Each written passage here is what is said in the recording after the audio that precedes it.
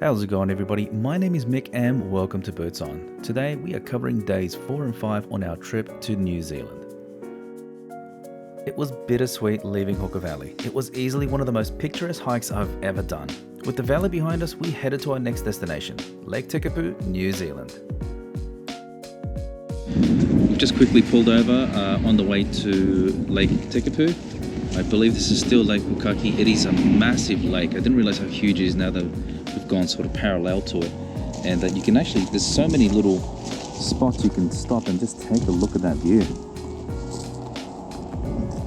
We're going to continue on in that direction eventually.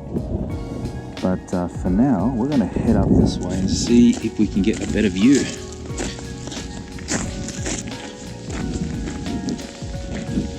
This walk is a little longer than I thought, but if it gives us the views, that's what we're after.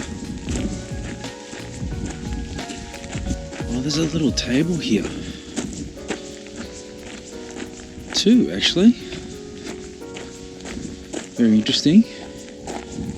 You can have a nice little lunch here with this view. With this absolutely beautiful view. There was a small hill just to the left of the tables that gave me a better view of the lake. You can really see how blue the lake is when the sun is out.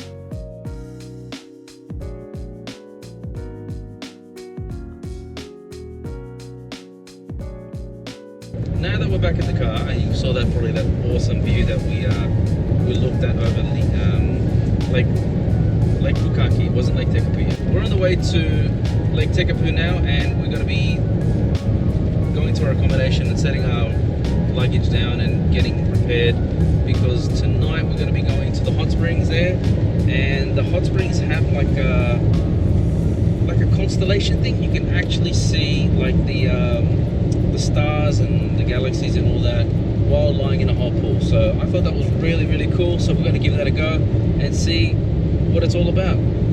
Other than that, that package also gives you a free hot pool entry, which we're probably going to use tomorrow morning at some point, but we'll have to see depending on how our movements work, because beyond that our movements are going to be to Oamaru after today. So let's check in first and see how we go. How's it going, everybody? We just made it to Lake Tekapu, and the spot that we picked gives us a view out our door. So I'm sitting in my room right now, and this is the view. This is the view outside my room. As you can see,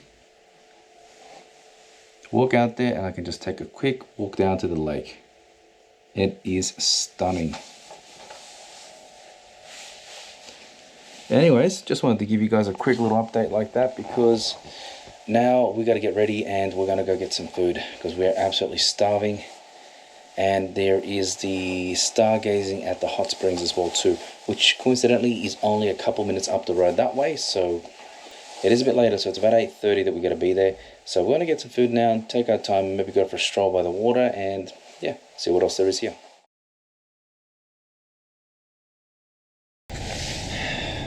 Well, today's the morning where we are finally leaving Lake Tekapu. The stargazing was insane. I've never seen the Milky Way like that before, and the amount of stars you saw were just crazy. I highly recommend it. It is absolutely freezing though, and they do let you dip in the pool and gaze at the stars for 45 minutes afterwards. And when I say pool, I mean hot pool, so it was about 38 degrees, nice and warm, kept you at a really nice temperature, even though it was absolutely freezing out there. But hey, it worked. There isn't a whole lot to do here in Lake Tekapu. I would not recommend you guys stay more than, say, 1 or 2 days maximum. In summer, maybe there's a bit more to do. In winter, it's mainly just the stargazing, and that's pretty much it. There isn't too much more. And if you do a bit of hiking as well, you can always hike to the top of that lookout there. It is a bit of a hike. We were actually going to attempt it this morning, but we haven't recovered completely from the Roy's Peak. Our muscles are still well and truly sore, considering the fact that we actually went and did Hooker Valley pretty much with only 1 day's rest after we attempted Mount Roy. Basically sealed the deal for us, but at least we got to do Hooker Valley. Hooker Valley was insanely amazing. Yeah, that's basically my report for Lake Tekapu. Food options, I do have to probably have a touch base on that real quick. There isn't a whole heap of food to select from, and some of it is fine dining. So if you're not a fan of that kind of stuff, and some of the fine dining is not particularly to my taste, sometimes I just want a steak or something simple, and they got the fancy stuff, you know. So you are going to be paying, you know, 40, 50 bucks a meal there if you go to one of those fine dining places. So if you're not a fan, bring some food with you, or go to the Four Square here, which is their supermarket, and pick yourself out something to make yourself some food.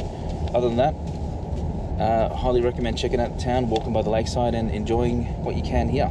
Other than that, we're going to be getting ready to just chill out, find some breakfast hopefully, and getting ready to mosey our way down to Oamaru.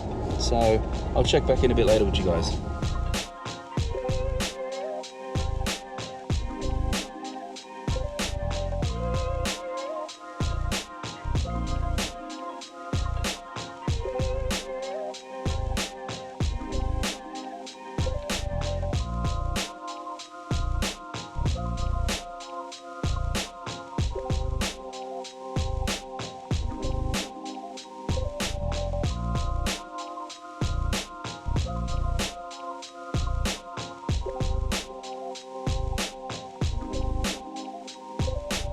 So, we're about to take off, as I mentioned just a minute ago, to start heading off towards Oamaru, but we were meant to do a hike this morning, but we're just, as I probably mentioned before, a little bit too buggered, a little bit too sore, but it was going to take us up to the top of this observatory hill.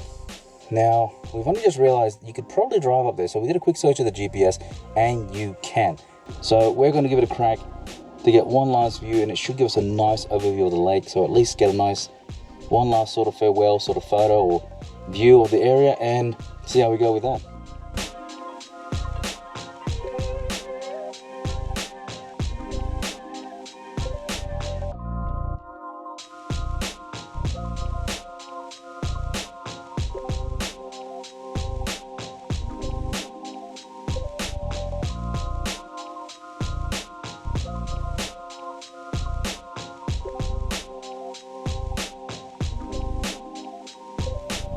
It takes around 2 hours to drive from Lake Tekapo to Oamaru, and we were a little behind schedule, but a coffee with that view was worth it. Oamaru is one of the largest seaside towns that has a long Victorian history attached to it. There are many great places to get food from and a great selection of beers and whiskey available. Case in point, Scott's Brewery, which is right by the wharf.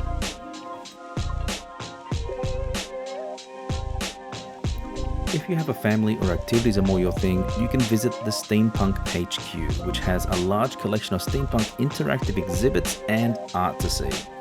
Or you can head over to the Oamaru Blue Penguin Colony to see the fairy penguins.